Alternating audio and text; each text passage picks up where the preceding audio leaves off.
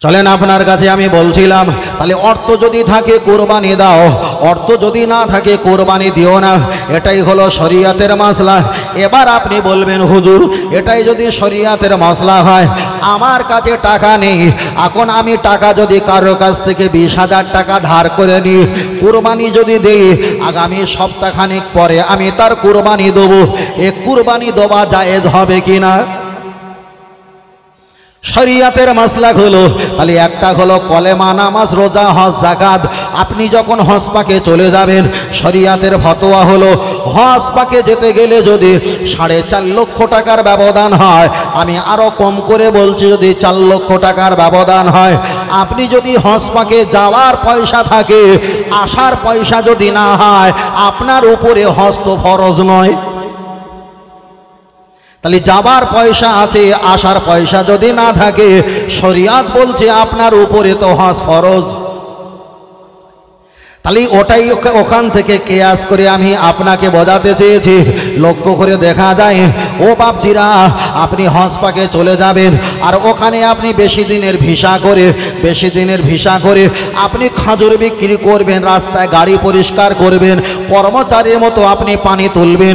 3-4 মাস পানি তোলার পর টাকা যখন হবে, আবার ভিসায় আপনি ইন্ডিয়ার ভিসা লাগিয়ে ট্রান্সফার করে চলে আসবেন। তাহলে হজ করতে গিয়ে, একা সেলাই করতে গিয়ে আপনার তো 5 হাত ছিঁড়ে গেছে, আপনি চোরে করতে গেছেন হজ, আপনাকে হজ করার বিনিময় ওখানে করেছেন ব্যবসা, ঠিক না বে ঠিক? তাই আমি আপনাকে বোঝাতে চেয়েছি, তাহলে হজ পাকে যাওয়ার পয়সা যদি থাকে, আসার পয়সা যদি না থাকে, আপনার উপরে হজ ফরজ নয়। আপনার টাকা নাই, আপনি কারোর কাছ থেকে ধার করে নিয়েছেন, 1 মাস পরে আপনার অ্যাকাউন্টে টাকা ঢুকবে, আপনার পয়সা আসবে, তারপরে আপনি কুরবানি দেবেন। ইসলাম এটা কখনো মেনে নিতে চায় না। তাই আল্লাহর কোরআন জানিয়ে দিয়েছে, লা ইকরাহা ফিদ্দিন, ধর্মের ব্যাপারে কোনো ব্যক্তির উপরে জোর জবরদস্তি করা চলবে না।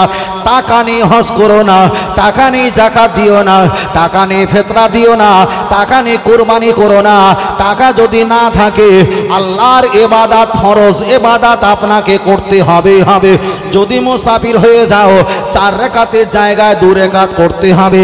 আপনি যদি দাঁড়িয়ে নামাজ না পড়তে পারো, আপনি দেখা যায় বসে বসে নামাজ পড়ো। আল্লাহর কাবার দিকে পাটা লম্বা করে দাও, আল্লাহর কাবার দিকে পা যদি লম্বা করে দেওয়ার পর সেজদা যদি দিতে না পারো, ইশারা ইঙ্গিতে সেজদা দাও। উজু করতে গেলে যদি অসুবিধা বলে মনে হয়, কোরআনের আইন তুমি তায়াম্মুম করে নাও, তুমি আল্লাহর ইবাদত করো। হয়তো আপনারা বলবেন হুজুর আল্লাহর কাবার দিকে পা দেওয়ার কথা বলেছে, আমি বলিনি, বসিরাট আল্লামা রহমাতুল্লাহ তিনি বলেছে সেজদা দিতে যদি না পারো, ইশারা সেজদা দাও।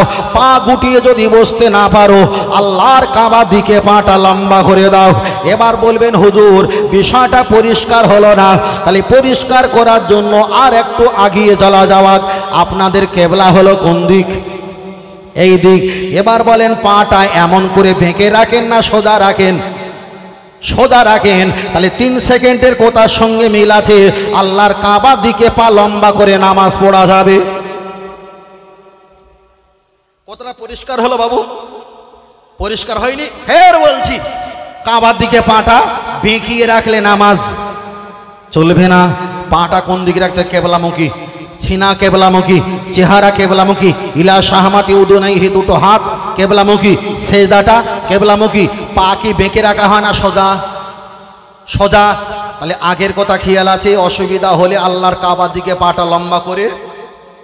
ভাই আমার কথা ভুল যদি ধরো, আমার পিছনে কিন্তু 50 ফুট ডবল গাঁথনি করা আছে, চাইলে কেতাবে 3টে হাওলা দিতে পারি, কিছু বলিনি, তবে একটু ইঙ্গিতে বললাম যে পাটা এই দিকে দিয়েছি, বেঁকিয়ে রাখিনি, সোজা রেখেছি, যাবে। কেউ যখন গোড়াই করবে তখন বোমা ফাটাবো, এখন সব বলে লাভ নেই, চলে ঢেকে যাও।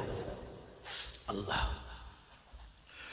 ও আমার বাপ, বাপজির আমি আপনাকে বোঝাতে চেয়েছি, লক্ষ্য করে দেখা যায় আমি আপনার কাছে একটাই কথা বলছিলাম, তাহলে ধার করে আপনি কুরবানি করবেন চলবে না, চলবে না, ধার করে কুরবানি চলবে না। তাই আল্লাহর কোরআনের আয়াত বলেছিলাম লা ইকরাহা ফিদ্দিন, আমার আল্লাহ কোনো বান্দাকে বললেন বান্দা ধর্মের ব্যাপারে জোর জবরদস্তি জুলুম চলবে না, চলবে না, ধর্মের ব্যাপারে জোর জুলুম চলবে না। তাই আমি আপনাকে বলছি, আপনার যদি অর্থ না থাকে এই গুণ ইবাদত থেকে সরে যাও। সীমিত যদি অর্থ থাকে আপনি 7টা ভাগের ভিতরে 1টা ভাগ অংশগ্রহণ করো। কে শুধু করে মাতাল তেড়েল দেখা দরকার নেই। আপনার ইবাদত, আপনার নিয়ত, আপনার মাকসুদ, আপনার লিল্লাহি তাওয়াক্কালতু আলাল্লাহ, আল্লাহ আপনার ইবাদত কবুল করবেই করবে। চলেন আমি আপনাকে একটাই কথা বোঝাতে চেয়েছি, তাহলে পরিষ্কার হয়ে গেল। আপনি ধার করে কোনো ইবাদত করতে পারবেন না। তার একে একটা মশলা বলে দিয়েছি, মক্কা শরীফে যাবার পয়সা আছে, আসার পয়সা নেই। শরীয়তের মশলা হলো আপনার পক্ষে হজ কিন্তু ফরজ হলো না, ফরজ হলো না। ঠিক তদ্রূপ ধার করে কুরবানি কখনো দেওয়া যাবে না, যাবে না। চলেন আপনার কাছে আর একটা অপশন বলা যাক, আমরা কুরবানি করি, কুরবানি যখন আমরা করি আলহামদুলিল্লাহ ভালো, আমরা 3টে হিস্সা করি, 3টে ভাগ করি। কোনো ব্যক্তিরা ব্যাখ্যা করে বলেছে কুরবানি যখন করা হয় ফুলান ইবনে ফুলান কামা তাকাব্বালতা মিন খলিলিকা হাবিবিকা মুহাম্মদ বিসমিল্লাহি আল্লাহু আকবার বলে যখন কুরবানি করা হয়, ওই কুরবানি করার পরে গোশত যখন 3টা হিস্সা ভাগ করা হয়, কেউ কেউ বলেছে পুরো গোশত যদি খেয়ে নেয় কোনো সমস্যা হবে না, কুরবানি আল্লাহর রাস্তে হয়ে গেছে। কিন্তু আমাদের মত হলো আমরা প্রতিটা গরুর গোশত সম্পূর্ণ আমরা খাই না, 3টে করে আমরা হিস্সা ভাগ করি। একটা হলো বাড়ির পরিবার সদস্যর জন্য, আর একটা হলো গ্রাম পরিবারের জন্য, আর একটা যারা 10 কিলো 7 কিলো 20 কিলোমিটার আত্মীয় পরিবার আছে তাদের জন্য আমরা রেখে দেই। আবার কোনো জায়গায় মসজিদে বন্টন না করলে ওরা একটা দেখা যায় লঙ্করখানা করেছে, দোলসখানা করেছে, ওখান থেকে গোশত তারা বিতরণ করে দেয়। কোনো সমস্যা নেই, যে কোনো প্রসেসে আপনি গোশত বিতরণ করতে পারেন, কোনো সমস্যা হবে না। তবে আপনার কাছে একটাই কথা বলছি, আল্লাহ রাসূল হাদিস শরীফে বললেন তোমরা যখন দান করবে লিল্লাহি, একমাত্র আল্লাহর উদ্দেশ্যে দান করবে। তোমরা 1 হাত দান করবে, আর একটা হাত যাতে বুঝতে না পারে, এটাই হলো হাদিস, এটাই হলো হাদিস। কিন্তু আল্লাহর কোরআন তো আলাদা বলেছে। আল্লাহর কোরআন বলে দিয়েছে তোমরা যখন দান করবে প্রথম দানটা তোমরা প্রকাশ্যে করো, তারপরে দানগুলো তোমরা গোপনে গোপনে করো। তাহলে কুরবানি যখন করেছি এটা প্রকাশ্যে সবাই দেখেছে, গোশত যখন বিতরণ করব তখন সামনে ক্যামেরা আর ভিডিও লাগিয়ে মানুষকে দেব আর ফটো তুলে প্রকাশ্যে দেওয়া চলবে না। তাহলে প্রথম কুরবানি হয়েছে প্রকাশ্যে কোরআনের আয়াত অনুযায়ী, পরে যখন দান করব ওটাই হবে গোপনে। জোরে বলেন সুবহানাল্লাহ। কোরআন বলেছে প্রথমে পুরুষদের পর্দার কথা, তারপরে বলেছে নারীদের পর্দা। কোরআন পরেই বলেছে প্রথমে তোমরা প্রকাশ্যে দান করো, তারপরে বলেছে তোমরা গোপনে দান করো।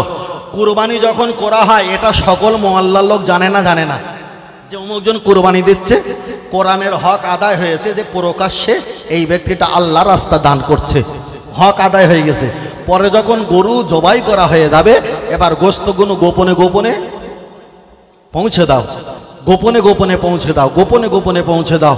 কার বেশি দিচ্ছ কার কম দিচ্ছ তুমি জায়গা মতো দেখে যাও। খুবই দুর্বল একটু বেশি দাও, যারা একটু মধ্যপতি দাও, যারা একটু সবল তাদেরকে একটু সংকীর্ণ করে ছোট করে দাও, প্রত্যেকের বাড়ি পরিবারের কাছে পৌঁছে দাও। তার কারণ এই সিস্টেমটা আমাদের পীর মাশায়েখরা সবচাইতে বেশি তাগিদ দিয়েছে। তুমি একটা গরু কোরবানি করেছো আর বাড়ির পাশে পাঁচিলের ওপারে তোমার অসহায় ব্যক্তিরা আছে, তুমি গোশত রান্না করছো, সেন খুশবু ওদের নাকে যাবে, ওরা কষ্ট অনুভব করবে, তাই তুমি তাদেরকে দাও, তুমিও খাও। এটাই হলো ইসলামের ভ্রাতৃত্ব সম্পর্ক। জোরে বলেন, আর একটু জোরে হবে না? আর একটু জোরে হবে না? আল্লাহু আকবার। ঠিক এইভাবে যদি বলি অসুবিধা আছে বাবু? কোনো অসুবিধা নেই তো? আল্লাহু আকবার। কোনো ঘটনা না, কেসা কাহিনী কিছু না ভাই, আমি ওগুলো অস্বীকার করছি না, আল্লাহ মাফ করছি না, কিন্তু এগুলো আমাদের প্রয়োজন আছে না, সামনে প্রয়োজন আছে। চলেন। ও আমার বাতিরা চলে না গিয়ে যাওয়া যায়, লক্ষ্য করে দেখা যায়। তাহলে কুরবানির বিষয় আমি আপনাকে বললাম, একটা কথা বলেছি, কুরবানি ধার করে দিলে চলবে না। এবার আপনি বলবেন হুজুর আমার বাড়ির স্ত্রীর মাকড়ি আছে, সোনার নাকের কানের অলংকার, হিলহিয়াতুন জিসকা মাতলাব ऐसी है, যার ব্যাখ্যা হলো হিলহিয়াতুন মানে গহনা। আমার স্ত্রী অনেক গহনা আছে, এইগুলো আমি যদি বিক্রি করে দেই আমার কুরবানি তো দিতে হবে। না বাবা, কুরবানি আপনার দেওয়া প্রয়োজন নেই। আমি যদি বন্ধক করে দেই আমি বন্ধক নিয়ে কোরবানি দিতে পারবো না। বাবা ওটা হলো সুদের কারবার, চলবে না। রাসূল আমার একটা হাদিস শরীফে বললেন, যিনি সুদ খায়, অমুকিলাহু যিনি সুদ খাবায়, অকাতিবাহু যিনি সুদের ব্যাপারে লেখালেখি করে, অশাহিদাহি যিনি সাক্ষ্য দেয়, এত টাকা দিলে এত টাকা পাবে।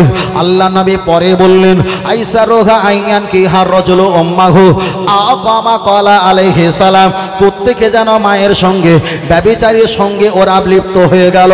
তাহলে আপনি মাকড়ি চুড়ি দেখা যায়, অলংকার, হীরা মুক্তা, জহরত, কাঞ্চন, মণি মুক্তা, এগুলো বন্ধক দিয়ে আপনি কোরবানি দেবেন না? না, এটা চলবে না। চলেন আপনার কাছে আমি আর একটা কথা বলি, লক্ষ্য করে দেখা যায় আমাদের সময় এমন কিছু দালালগিরি ভাই আছে, নিজের ভাইয়ের সঙ্গে প্রতি বছরে কোরবানি দেয়, 5 বছর 6 বছর একভাবে কোরবানি দিয়ে যায়, কিন্তু শালার সঙ্গে এত সম্পর্ক হয়েছে, আদরের ভাই নিজের মায়ের গর্ভধারিণী ভাই, নিজের মায়ের গর্ভধারিণী এক সন্তান এক ভাই, তিনি ভাইয়ের সঙ্গে কুরবানি 5-7 বছর দিয়েছে, স্ত্রী কোথা এমন গেলা গিলেছে এ বছরে শালাদের সঙ্গে কুরবানি দিচ্ছে। আপনাদের এলাকায় না হলে আমাদের এলাকার দিকে হয়। ও ভাইয়ের সঙ্গে আর কোরবানি দেয় না, শালা একটা বলছে গরু কেন ভাই তুমি কেন, বলে হ্যাঁ, বলে দুজন একসঙ্গে দেখ। ও শালার সঙ্গে কোরবানি দিচ্ছে, ভাইয়ের সঙ্গে কোরবানি 6 বছর দিয়েছে আর নেই। ঈদ মানে কি? আনন্দ ভাতৃত্বে সম্পর্ক করা। তো গোস্ত বিতরণ মানে কি? ভাগ ভাগ করে সম্পর্ক, কিন্তু না। চলেন আমি আপনাকে বোঝাতে চেয়েছি, লক্ষ্য করে দেখা যায় আপনি কোরবানি দেন কোনো সমস্যা নেই, তবে কোরবানি যখন দেবেন আপনারা রাস্তার উপরে কোরবানি দেবেন না। অন্তত একটা কালো পলিথিন কিনবেন, সাদা পলিথিন নয়, কালো পলিথিন কিনে বাড়ির পাঁচিলের ভিতরে একটা জায়গায় সীমাবদ্ধ করে, বেশিরভাগ ওই জায়গায় একের অধিক 5টা হোক আর 10টা হোক, একের অধিক এক একটা জায়গায় কোরবানি করাটাই সবচাইতে উত্তম। তার কারণ হলো আমাদের পরিস্থিতির পরিবেশের দিকে তাকিয়ে বলছি। ও বাপজিরা, ছেলেরা, ফের আপনার কাছে আর একটা কথা বলছি, কুরবানির গোশত যখন আপনারা নিয়ে যাবেন অবশ্যই ভালো করে প্যাকেট করে পলিথিন দিয়ে নিয়ে যাবেন। কেন, বাইকে যদি রেলগেটের কাছে 5 মিনিট দাঁড়িয়ে থাকো আর টপিয়ে টপিয়ে যদি 1 ফোঁটা 2 ফোঁটা করে রক্ত ঝরে, এ সম্পর্কে তো সমস্যা হতে পারে না, পারে না? তাহলে গোশত যখন নিয়ে যাবেন এ বিষয়টা আপনাদের খেয়াল অবশ্যই করতে হবে। আপনি দেখা যায় ব্যস্ত বিধিব্যস্ত কোথায় বেড়াতে যাবেন, আপনি রকেটের মতো গাড়ি চালাবে আর হোটরা বাম্পারে পড়ে দুলে দুলে দুলে দুলে রক্তগুলো টপিয়ে টপিয়ে পড়বে। না না, এটা চলবে না, চলবে না।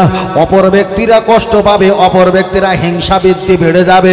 ইসলাম বলে দিয়েছে এটা চলবে না। ইসলাম বলে দিয়েছে তুমি এমন জায়গায় একটা মিষ্টি যদি খাও, মিষ্টির ঠোঙাটা এমন ডাস্টবিনে ফেলে দাও, কোনো অসহায় দারিদ্র অসহায় দুর্বল ব্যক্তি যেন প্যাকেটটা খুঁজে না পায়।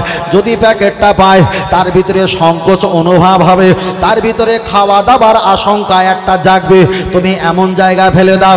তাই আমি যুবকদের বলছি, যুবকেরা তোমরা গোশত নিয়ে যাবে বাইকে কিংবা সাইকেলে, ভালো করে লাট ফিডিং একটা প্যাকেট করে নেবে যাতে রক্ত খুন নির্গত না হয়। আপনার কাছে আর একটা কথা বলি, বিশেষ করে অন্য যারা গ্রাম্য এলাকায় থাকে, কুরবানি যে এলাকায় খুব কম হয়, ওরা কলকাতা মেটিয়াপুরুজে অনেক গরুগুলো ছাড়ায়, ওদের অনেক গোশত দেয়। ওরা 4 দিন 5 দিন 3 দিন ধরে গরু ছাড়ানো কাজ করে। কারো 30 কেজি 40 কেজি গোশত হয়, ওরা নিয়ে আসার জন্য ওরা সুন্দর করে জাল দিয়ে গরম করে গোশতগুলো একটা বড় ডাস্টবিনের মতো বড় একটা ব্যারেলে ভর্তি করে আর ট্রেনে বাসে ওরা বগিতে তুলে দেয় বাড়ি নিয়ে আসার জন্য। হাত জোড় করে বলছি, কখনো এই পরিবেশ যা করেছেন এ বছর থেকে এই পরিবেশ যাতে না হয়। দাদু ভাই, আমি আপনাকে বলছি, আপনি গোস্ত যদি ট্রেনে করে বাসে করে নিয়ে আসেন আর সাম্প্রদায়িক যদি বেঁধে যায়, ক্ষতি হবে আপনার, আমার কিছু হবে না। ফের আমি আপনাকে বলছি, আপনাকে যদি গোস্ত দেয়, গোস্তটা আপনি সেখানে বিক্রি করে দেন, গোস্তটা তাদেরকে ফেরিয়ে দেন, তার বিনিময়ে কিন্তু অর্থ টাকা পয়সা আপনি নিয়ে নাও, এটা আপনার পক্ষে জীবনের কল্যাণ কল্যাণ কল্যাণ আর কল্যাণ। তবে কিছু গরিব ব্যক্তি আছে, ওদের যত বলো ওদের একটু বদমেজাজ, একটু ওদের বদমেজাজ, ওরা বেশি বোঝে। ওরা কলকাতা থেকে যখন আসে, মেটিয়াপুরস, খানকলিক, ফটক, শফিক কাঠগড়া, হাজী রতন, শেখ পাড়া, বিভিন্ন দেখা যায় খালদার, হাজী রতন বিভিন্ন জায়গায় গরু ছাড়ায়, ওখান থেকে গরু গোস্ত ড্রামে করে ট্রেনে বাসে করে নিয়ে আসে। না বাবা, এটা নিয়ে আসবে না, এটা আপনার জন্য অকল্যাণ অকল্যাণ হতে পারে। তবে চলেন আপনার কাছে আর একটা বলি, আপনাদের এলাকায় অন্য অন্য ধর্মীয় ভাইয়েরা বেশি আছে, যারা একেবারে লাগোয়া এপার ওপার কাছাকাছি আছে, গরুর গোস্ত খাবে আর গোস্তর হাড্ডিগুলো একটা জায়গায় জমা করে রাখবে, আর সমস্ত হাড্ডিগুলো একটা গর্ত করে সেখানে পুঁতে দেবে। না জানি কোনো কুত্তা কিংবা কোনো প্রাণী ওই গরুর গোস্তর হাড্ডিটা গালে করে নিয়ে তাদের ধর্ম স্থানে ফেলে দিলে, এটাও তো আমাদের জন্য অকল্যাণ ডেকে আসবে না, আসবে না? কুরবানির বিষয় যদি বলি, কোনটা বলবো? আমি ফের বলছি, আমরা জানি কিংবা ভুলে গেছি, সেগুলো স্মরণ করিয়ে। ও আমার জওয়ান যুবকেরা, গিয়ে চলে যাওয়া যায়, লক্ষ্য করে দেখা যায়, আমি আপনাকে একটাই করে কথা বলছি, কে গোস্ত নিয়ে ফেলে দিল ধরতে পারা গেছে আমরা না তারা। কারা আবার পতাকা টাঙালো ধরতে পারা গেছে, ওটা আমরা না, ওটা হলো তারা। ও বিষয়টা নিয়ে আমি আপনার কাছে মাথা ব্যথা বলছি না, শুধু মাথা ব্যথা বলছি, আল্লাহর কোরআন জানিয়ে দিয়েছে, হে ইমানদার, ইয়া আইয়ুহাল্লাযীনা আমানু, হে ইমানদার, কু আনফুসাকুম ও আহলিকুম নারা, তুমি বাঁচো, তোমার পরিবার, তোমার আহলে পরিবার যারা আছে তাদেরকে বাঁচাও, পরিবার আশেপাশে যারা আছে তাদেরকে বাঁচাও। তাই আমি বাঁচছি, আমার পরিবারকে বাঁচানোর কথা বলছি, আর সোশ্যাল মিডিয়া যারা দূরে আছে তাদেরকেও বাঁচানোর কথা বলছি। এ শিক্ষা দিয়েছে মহান আল্লাহ, জোরে বলেন সুবহানাল্লাহ। চলেন আপনার কাছে আর একটা কথা বলি, লক্ষ্য করে দেখা যায়, আবার অনেকেরা কুরবানি যখন করে ওরা সাদা জামা পরে, কিংবা একটা গেঞ্জি পরে, কিংবা হাজির রুমাল জড়িয়ে নেয়, কিংবা পাঞ্জাবিটা পায়জামাটা গুছিয়ে নেয়, আর জবাই করলে রক্ত তো ফিনকিরি দিয়ে গায়ে লাগে। ইমাম সাহেবে এত তেজ, ইমাম সাহেব 200 টাকা বেশি নেবার জন্য, কিংবা ভাড়াটি একটা কোনো মাওলানা সাহেব বন্ধুদের ওদের খাতির করে মসজিদে নিয়ে আসে, ওদেরকে নিয়ে কুরবানি করার জন্য, এ মাথা থেকে সে মাথা যাবার জন্য বাইকে যায়, অবশ্যই যাবে, তবে আপনার গায়ের পোশাকটা যেন শোভনীয় হয়, রক্ত মিশ্রিত যাতে না হয়। কেন আপনি চলে যাবে আর পিছন থেকে ফটো দিয়ে তুলবে, আর এই ফটো 3 বছর পরে পোস্ট করে বলবে আমাদের এলাকায় হামলা করে এই ব্যক্তি যাচ্ছে, আমরা ধরতে পারলাম না, তাহলে আর একটা ব্যক্তি ওখানে তো আমাদের এগেনস্টে কমেন্ট করবে না, করবে না? করবে। জামাটা যেন শোভনীয় হয়, জামাটা কি হবে? শোভনীয়, যার মানে হলো যেন কোনো ময়লা রক্ত আবর্জনা না লাগে, যদি লাগে সেটা ধুয়ে পরিষ্কার করে ইমাম, নেতা, মাতব্বার, এই নেতা মাতব্বার ইস্তেকামাত যেন থাকা হয়। একদম রক্ত ভর্তি হয়ে গেছে, চলো কোনো ব্যাপার নেই, সব করে দিয়ে তোরা গোসল করবো, ওই 1 হাত সেলাই করতে গিয়ে 5 হাত ছিঁড়ে যাবে 2 বছর পর। আল্লাহ, ও আমার বাতিরা, চলে না গিয়ে যাওয়া যায়, লক্ষ্য করে দেখা যায়, কুরবানির বিষয়টা আমি আপনার কাছে ছোট ছোট করে বলছিলাম, চলেন একটা বার গিয়ে যাওয়া যাক। কুরবানি যখন জবাই করা হয়, জবাই করার সময় দেখা যায় ওদের রক্তগুলো যখন মাটিতে গড়িয়ে যায়, দইয়ের মতো থামতাম হয়ে যায়। অনেকে কি করে, ওই রক্তটা নিয়ে ওরা মাছের খেতে দেয়, এতে সমস্যা নেই, পুকুরে দাও, এতে সমস্যা নেই, কিন্তু অনেকে পেটের রোগ আছে, কুরবানি পশুওয়ালা রক্ত, ওই গরম রক্তটা হাতে করে নিয়ে পেটে লাগায়, এটা তো শিরিক, চলবে না। চলেন আমি আপনাকে বোঝাতে চেয়েছি, তাহলে গরম রক্তটা আপনি পেটে লাগাবেন না, না এটা চলবে না। আপনি পুকুরে ফেলে দেন মাছ খাবে, কিংবা আপনি পুকুরে ফেলে দেন, ওটা আপনার নরগত, ওটা হলো আবর্জনা ডাস্টবিন, ওতে কোনো সমস্যা নেই। তবে আপনি মাটি চাপা দিতে পারেন, কোনো সমস্যা নেই। ওই গরম রক্ত আপনি পেটে বুলাবেন, পেটের রোগ ভালো হবে না, না এটা কখনো করবেন না।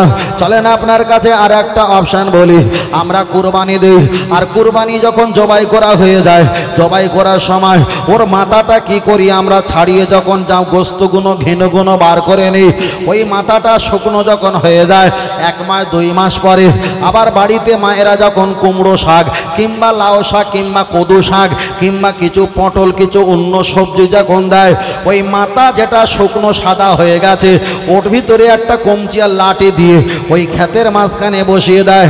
যত রকমের বদনজর নাকি আর লাগবে না, না না এটা শিরক, এটা চলবে না, চলবে না। চলেন আমি আপনাকে বোঝাতে চেয়েছি, যারা কুরবানি করবে অবশ্যই কুরবানিটা যেন নিজে হাতে যেন কুরবানি করে। হানাফি মাযহাবের মাসলাক হলো, যিনি কুরবানি দাতা তিনি যেন নিজে হাতে কুরবানি করে। পরে বলা হয়েছে তিনি যদি কুরবানি করতে না পারে তবে একটাবার ইমামের হাতে হাত দিয়ে ছুরিটা একবার পৌঁছানোর জন্য সহযোগিতা করবে। তাতে যদি ওই দেখা যায় মালিক যদি তাতেও সম্ভব না হয়, ইমাম সাহেবকে অনুমতি দেবে, ইমাম সাহেব গরু জবাই করবে আর পাশে দাঁড়িয়ে দাঁড়িয়ে দাঁড়িয়ে দাঁড়িয়ে থাকবে। এটাই হলো শরীয়তের মাসলা। কিন্তু আমি আপনাকে বলতে চেয়েছি, কুরবানি যখন হবে অবশ্যই যিনি গরুর মালিক ওই কুরবানিটা সচক্ষে যেন দেখে এবং পাশে যেন দাঁড়িয়ে থাকে। একটা বাচ্চার প্রতি যেমন মায়া আর মহব্বত থাকে, কুরবানি যখন পশু জবাই করা হবে তার ভিতরে ওই মায়া আর মহব্বতটা যেন কিছুটাই প্রকাশ করে। এই প্রকাশ করাটাই হলো খৌফে এলাহি, আমার আল্লাহ পাকের খুশি আর ভয়। জোরে বলেন সুবহানাল্লাহ। চলেন আমি আপনাকে বোঝাতে চেয়েছি, লক্ষ্য করে দেখা যায় আপনি কোরবানি করবেন আলহামদুলিল্লাহ ভালো। অবশ্যই কোরবানির বিষয়টা বলতে বলতে ছোটোখাটো বিষয়টা আমি অনেক বলে ফেলেছি। ও বাপজিরা লক্ষ্য করে দেখা যায়, কোরবানি আপনি যখন করবেন, আমরা চামড়ার টাকাটা মাদ্রাসায় দেই। আপনাদের এলাকায় হয়তো মাদ্রাসা টাকা দেয়, মাদ্রাসা চামড়া বিক্রি করে দেয়। আপনাদের এলাকায় হয়তো 30টা 40টা 50টা 100টা হয়তো চামড়া হয়। এমন 50-60টা চামড়া এক জায়গায় করলো 300 টাকা করে যদি বিক্রি হয়, আনুমানিক ধরলাম কিছু অঙ্কের টাকা হলো। এখন এই টাকাগুলো আপনারা মাদ্রাসা দেয় না গরিব মানুষকে দাও? গরিব মানুষ কেন মাদ্রাসা বাবু চলে। তাহলে এবার আমি আপনাকে বলছি, কুরবানির টাকা, সাদগার টাকা, ফেতরার টাকা তো মসজিদে দেওয়া যাবে। মসজিদে যদি দেওয়া না যায় আমরা মাদ্রাসা দেই। মাদ্রাসায় কিসের জন্য দেওয়া হয়? মাদ্রাসায় এতিম ছাত্ররা থাকে, এতিম ছাত্ররা গরিব ছাত্ররা থাকে। এবার আপনি একটা বার খুলে বলবেন, আমাদের এলাকায় যদি 200খানা মাদ্রাসা থাকে, 200খানা মাদ্রাসায় এক একটা মাদ্রাসা যদি 100খানা ছাত্র থাকে, 100খানা ছাত্রের ভিতরে 3 থেকে 4 জন গরিব হয় আর বাদ বাকি মধ্যপতি নয় ধনী ব্যক্তি হয়। ঠিক না বে ঠিক? এ জামানায় প্রতিটা ছাত্রর কাছে একটা করে মোবাইল আছে, 20,000 টাকা দাম। কিংবা যারা গার্জিয়ান ফোন করে হুজুরের কাছে, ওই গার্জিয়ানের বাপের হাতে আছে 20,000 টাকা 30,000 টাকার মোবাইল আছে। এবার আপনি বলেন, এখন গার্জিয়ান বাপ ফকির না ধনী? তাহলে যে ব্যক্তিটা 20,000 টাকা দামের মোবাইল রেখে দিয়েছে, ওর বেটা ওর ছেলে কখনো তো গরিব হতে পারে না। আমার কথা অনেকে রাগ করবে আর গোস্সা করবে, আগে একটু বুড়ো আঙুল দেখানোই ভালো। আপনি গোস্সা করলেন, রাগ করলেন আমার এই কেলা পোড়া, তবে আমাকে 2 মিনিট সময় দাও, একটু ভালো করে খুলে বলছি। আমি আপনাকে বোঝাতে চেয়েছি, আল্লাহর কোরআন জানিয়ে দিয়েছে, আল্লাহর কোরআন জানিয়ে দিয়েছে। ও আমার বান্দা জেনে রেখে দাও, আল্লাহর কোরআন বলে দিয়েছে, তোমরা যদি এতিমের মাল ভক্ষণ করো, তোমরা যদি ইন্নামা ইয়াকুলুনা ফি বুতুনিহিম নারা, আল্লাহর কোরআন বিবরণ দিয়ে বলেছেন যারা এতিমের মাল ভক্ষণ করে ফি বুতুনিহিম নারা, আমার আল্লাহ তাদের জিহ্বাটা, চেহারাটা, বদনটা জাহান্নামের ভিতরে ঢুকিয়ে জাহান্নামের আগুন তাদেরকে ভক্ষণ করাবে। তাহলে এবার আপনাকে খেয়াল রাখা দরকার, এতিমের মাল যদি ভক্ষণ করে আমার আল্লাহ জাহান্নামের আগুন তাকে ভক্ষণ করাবে। কি পীর সাহেব আর কি পীরজাদা, কি ইমাম, কি মুয়াজ্জিন, কি বক্তা, কি হাজি, কি মাওলানা, কি হুজুর, কেউ যদি এতিমের মাল ভক্ষণ করে আল্লাহর কোরআন বলছে ইন্নামা ইয়াকুলুনা ফি বুতুনিহিম নারা, আমার আল্লাহ জাহান্নামের ভিতরে, নারা মানে আগুন, নারুন মানে আগুন, ওই আগুনটা তাদেরকে ভক্ষণ করাবে। এখন আমাদের এলাকায় কোরবানি হয়েছে 50টা, এখন শিক্ষক এসে বলছে চামড়াগুলো আমাদের মাদ্রাসা দিতে হবে। মাদ্রাসা দিতে হবে কি হবে না এর বিপক্ষে আমি নয়, আমার কথা হলো একটা, চামড়ার হক কারা, মধ্যপতি না ধনী না গরিব? গরিব। কিন্তু আমি আপনাকে বোঝাতে চেয়েছি আমাদের সমাজে তো গরিবের সংখ্যা কম না বেশি? কম না বেশি? আমাদের সমাজে গরিবের সংখ্যা কম।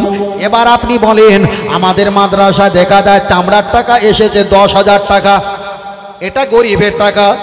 এবারে একে তাহালিল করা হচ্ছে। তাহালিল, তাহালিল মানে কি? এই 10,000 টাকা শিক্ষক নিয়ে একটা গরিব ছাত্রকে ডাকলো, এখানে এসো, এই টাকাটা তোমায় দান করে দিলাম, আর তুমিও সকলের কাছে গিয়ে বলবে আমি 100 টাকা নিলাম আর বাদ বাকি 9,999 9,900 বলেন 90 টাকা, যাই হোক 900 টাকা, 900 টাকা আমি এই মাদ্রাসায় দান করে দিলাম। এবার বলেন বাচ্চাটা যদি 100 টাকা বার করে নেয় 10,000 টাকার ভিতরে, আর টাকাগুলো দান করে দিতে হবে, শিখিয়েছে কে? শিক্ষক আর মাস্টার শিখিয়েছে। এবার বলেন কোনো স্ত্রী যদি তালাক দেয় আর তালাক দেওয়ার পর যদি সেই স্বামী পুরোনায় যদি নিতে চায়, শরীয়তের মাসলা হলো 3 মাস 10 দিন অথবা 4 মাস 10 দিন তাকে বাড়িতে বসিয়ে ইদ্যত পালন করো। 3 মাস 4 দিন অথবা 4 মাস 10 দিন যখন হয়ে যাবে, আবার ওই পুরোনা স্বামীর জন্য সঙ্গে যদি বিবাহ করে, অন্য ব্যক্তির সঙ্গে বিবাহ দিতে হবে। তাকে যুক্তি আর চুক্তি দেওয়া যাবে না, আমার স্ত্রী গায়ে হাত দেওয়া যাবে না। তোমার এক রাতে আমি 50,000 টাকা দেবো, দরজার কাছে বসে থাকবো, ভোরের আজান দিলে আমার স্ত্রীকে তালাক দিয়ে বার করে দেবে। আপনি বলেন এটা কি তাহালিল হবে? তাহলে যুক্তি আর চুক্তিতে কখনো তাহালিল হয় না। শরীয়তের মাসলা হলো যার সঙ্গে বিবাহ দেবে, ওটা বুড়ো হোক আর ছুড়ো হোক আর নেড়া হোক আর খোংড়া হোক, স্বামী স্ত্রী তার সঙ্গে মিলন করতে হবেই হবে। তারপরে ওই স্ত্রীকে তালাক দিলে 4 মাস কিংবা 3 মাস 10 দিন পরে আগের স্বামী বিবাহ করবে, এটাই হলো ফতোয়া। তাহলে স্বামী আর স্ত্রী রূপে 2 রাত হোক আর 1 রাত হোক আর 10 রাত হোক আর 1 বছর হোক মিলন করতে হবে, তারপরে শরিয়ত জায়েজ বলে দিয়েছে। তাহলে যে ব্যক্তির কাছে আমি 10,000 টাকা দেব, তাকে আমি সাপ গ্রহণ করতে দেব না। টাকা নিয়ে আবার গিয়ে বলবে টাকা আমি দান করে দিলাম, এটা কোন জাতের ফতোয়া আমার মাথায় আসে না। ধাওকিবাজি হোক সেটা হুজুর, হোক সেটা মাওলানা, হোক সেটা বড় অঙ্কের কোন শিক্ষক, চিটিংবাজি আর ধাওকিবাজি। একটা গরিব বাচ্চা ছাত্র টাকা নিয়ে টোটাল মাদ্রাসা যারা ধনী ব্যক্তি আছে তাদেরকে খাওয়াচ্ছে। আর আপনি বলেন মাদ্রাসা হালাতে এগুলো খাওয়া জায়েজ? তাহলে মাদ্রাসা হালাতে যদি হারাম টাকা খাওয়া জায়েজ, তাহলে কত বড় কতলা মাদ্রাসা করলে শুকর খাওয়া জায়েজ হবে এটা বলবে? চলবে না। আচ্ছা এই বিষয়ে আপনাদের কাছে কেউ বলেছে? কেউ বলেনি। যদি বলে সে বহু পূর্বে বলেছে, আমরা সব ভুলে গেছি। ফের বলছি মাদ্রাসায় টাকা দেবেন, আমি একবারও না বলিনি, তবে মাদ্রাসায় টাকা যখন দেবেন দেখবেন যে এটা এতিমখানা না এটা ধনীখানা। আমাদের ওই সাইডে আছে, প্রতিদিন বিকালবেলা একটু ঘুমিয়েছি, অটো নিয়ে চলে এসছে, ভালো করে বসবেন, মাইকে কথা বলছি, মাইকে অটো নিয়ে চলে এসছে। কোথায় থেকে নাম বলছি না, অমুক জায়গা থেকে, দাও কিছু দাও, দিল। আবার মাগরিবের ঠিক আধা ঘন্টা আগে মাই করা গুছবে, যাওয়ার সময় আবার 2টো বাচ্চা এসে বলছে এটা কোরআন শরীফ দেবে চাচিমা। আলি কোরআন শরীফ কী করে খোকা? তা বলছে আমাদের মাদ্রাসায় পড়বো। আলি কোরআন শরীফ পড়বে, ভালো কথা, মোবাইল থেকে একটা কোরআন শরীফের অ্যাপ বার করিয়েছি, সূরা ফাতিহা পড়তে বলছি পড়ো, বলছে না সবে আমরা 1.5 মাস হচ্ছে মাদ্রাসায় এসেছি। তোর বয়স হয়ে গেছে, বিয়ে দিলি মানে 3টে পাঁটা এক রাত্রে হবে, আর তুই এখন মাদ্রাসায় এসেছি, মানে ওরে ভাড়া করে নিয়ে এসছে, প্রতিদিন দেবে ওরে 300 টাকা করে। পাঞ্জাবিগুলো কিনতে পাওয়া যায়, পুরনো যা আছে ওই পাঞ্জাবিগুলো 7-8টা ছেলের ভাড়া করে নিয়ে যে প্রতিদিন 200-300 টাকা করে দেবে। ওরা দেখা হলি চাচিমা কোরআন দাও, চাচিমা এতিম আমি খেতে পারিনি, জামা দাও, এ দাও সে দাও, 14 গোষ্ঠী নিয়ে নিয়ে অন্তত সপ্তাহে অন্তত 8খানা 10খানা এরকম গাড়ি ঢোকে। আপনাদের এলাকার দিকে মানে আসে না, এদিকে আসে, মারাত্মক জালিয়াত। আচ্ছা আপনি বলেন এটা কি ধেলকিবাজি না? তা কি ধেলকিবাজি না? এবার বলেন ওরা যদি বলে আমরা আমাদের মাদ্রাসায় কুরবানির টাকা দেবে, সারা রক্ত তো হারাম রক্ত চুষে খেয়েছিস, কুরবানির টাকা পাশে আমার সাইফুদ্দিনের মা অসহায়, টাকার বিনিময়ে ঔষধ কিনতে পারে না, টাকার বিনিময়ে ঘুমের বড়ি না খেয়ে খেয়ে সারা রাত জাগ্রত হয়ে চোখ মুখ ফুলে যাচ্ছে, এবার বলে মাদ্রাসা টাকা দেবো না চাচিকে দেবো? কথা বোঝাতে পারেনি? মাদ্রাসা দেবো না চাচিকে দেবো? কোরআন বলে দিয়েছে ওমান আহইয়াহা ফাকান্নামা আহইয়ান নাসা জামিআ। তোমরা যদি একটা মানুষকে টাকা দিয়ে, অর্থ দিয়ে, শক্তি দিয়ে যদি বাঁচাতে পারো, তাম পৃথিবীতে হিন্দু খ্রিস্টান জৈন পারাসি শিখ ইসাই গুজরাটি মারাঠি কুচবিহারি বিহারি বাঙালি পৃথিবীতে যত মানুষ আছে প্রত্যেক মানুষকে হাত ধরে ধরে বাঁচালে যতটা সওয়াব হবে, একটা মানুষ নিরহ মানুষকে কিছু অর্থ টাকা সম্মান দিয়ে বাঁচালে আমার আল্লাহ অতটা বাঁচানোওয়ালা সওয়াব একটা মানুষের বিনিময়ে দান করে দেবে। কিন্তু বর্তমান সমাজে চলছে তো মাদ্রাসার নামে ভেলকিবাজি। আমাকে খারাপ ভাববেন না, আমার ফের বলছে মাদ্রাসার বিপক্ষে নয়, পক্ষে, কিন্তু বর্তমান যা চলছে মাদ্রাসার নামে হিসাব দেবো, কিছু মনে করে হিসাব দিচ্ছি। একটা মাদ্রাসা থেকে যদি 5টা গাড়ি বার হয়, এক একটা গাড়িতে অটো নেবে কত, স্বল্পিনে অটো চলে 600 টাকা, মাইক নেবে কত 300 টাকা, কত হলো 6 আর 3 900 টাকা। আর যিনি হাঁকবে আর যিনি লেবার টেবার রেখে দেবে ওদের মিলিয়ে হলো 600 টাকা কি 700 টাকা, ধরে নিলাম 1500 টাকা চলে গেল। প্রতি অটোইলে ওরা হাঁকলে এদিক ওদিক করলে নিম্ন সংখ্যা 2800 2900 এরকম একটা 3000 টাকার কানাকানি ওরা নিয়ে চলে যায়। তাহলে একটা মাদ্রাসা যদি প্রতিদিন যদি 1000 টাকা করে আসে, যদি 5টা অটো চলে, প্রতিদিন কত হচ্ছে? এক মাসে কত হচ্ছে? এক মাসে কত ভাই? 1.5 লাখ টাকা। কত হচ্ছে হিসাব পেয়েছো? আমি একটা গাড়িতে 1000 টাকা ধরেছি, 1.5 লক্ষ টাকা করে একটা মাদ্রাসায় আয় হচ্ছে মাসে 1.5 লাখ। এতিম কেউ নেই। সাইফুদ্দিনের বড় সমন্দির খালাতে বোনের ভাইজের মেজে চাচা শাশুড়ির মেয়ের ছেলে এসেছিল, সেও এতিম না, তার দেখভালের দায়িত্ব তার মামাতে বোনায় নিয়েছে, সেও এতিম। জামা দেয় তার মামাতে বোনাই, টুপি দেয় মামাতে বোনাই, খাওয়া খরচা দেয় মামাতে বোনায়, হাত খরচা দেয় মামাতে বোনায়, ঈদে বস্ত্র দেয় যেমন মামাতে বোনায়, আবার বাড়ি বাড়ি কিছু ভালো মন্দ রান্না হলে আবার মামাতে বোনায় বাইকে করে পৌঁছে দেয়। এখন ওকে এতিমের খাতা লিখবো না ধনির খাতা লিখবো? তাহলে এখানে দেখাচ্ছে একরকম স্যাম্পল মাল আর ভিতরে হচ্ছে আর একরকম স্যাম্পল। এবার বলেন মাদ্রাসার প্রতি আমাদের সম্মান আর ইজ্জত বাড়ছে না কমছে? কমছে। কেন কমছে? কিছু টুপিওয়ালা কুমির মার্কা লুভি ব্যক্তির কারণে, ঠিক না বেটি? টুপিওয়ালা কিছু লুভি আছে, কোনো দিকে কিচ্ছু না, বাড়ির সঙ্গে একটা দেয়াল তৈরি করে দিয়েছে। আমি জিজ্ঞাসা করলাম, আমি জানি মাদ্রাসার সেক্রেটারি কে? বলছে আমি। তাহলে ক্যাশিয়ার কে? বলে আমি। বলি সভাপতি কে? বলে আমি। বলি ভালো। তাহলে আজরাইল হচ্ছে সম্পাদক, জিব্রাইল হচ্ছে সহ সেক্রেটারি, মেকাইল হচ্ছে ক্যাশিয়ার। জীবনে ওর কাছে যেতে পারবো না, হিসাবও নিতে পারবো না। এখন ওর বাড়ির উপরে মাদ্রাসা করেছে, প্ল্যান করেছে ঘরের মতো, যেই দেখবে ছাত্র ছাত্রী কিছু নিয়ে চাঁদা কালেকশন হয় না, তখন মাদ্রাসার বোর্ডটা ভেঙে চুরি একাকার করে দিয়ে তখনও ছোট ভাইয়ের আর মেজো ছেলের ওই জায়গাটা ঘর করে দেবে। আপনি বলেন মাদ্রাসার প্রতি মহব্বত বাড়ছে না কমছে? আমি মাইকে কথা বলছি, আমাদের দক্ষিণ আমি দেখাতে পারি ভাই, কথা বোঝেন না? আমি এতদিন বলিনি, আজকে একটু উগরে দিচ্ছি। এই চামড়ার টাকা মাদ্রাসা দেওয়া যাবে কিনা এই বিষয়ের কিছু প্রাসঙ্গিক নেই, ঠিক না বেটি? চলে।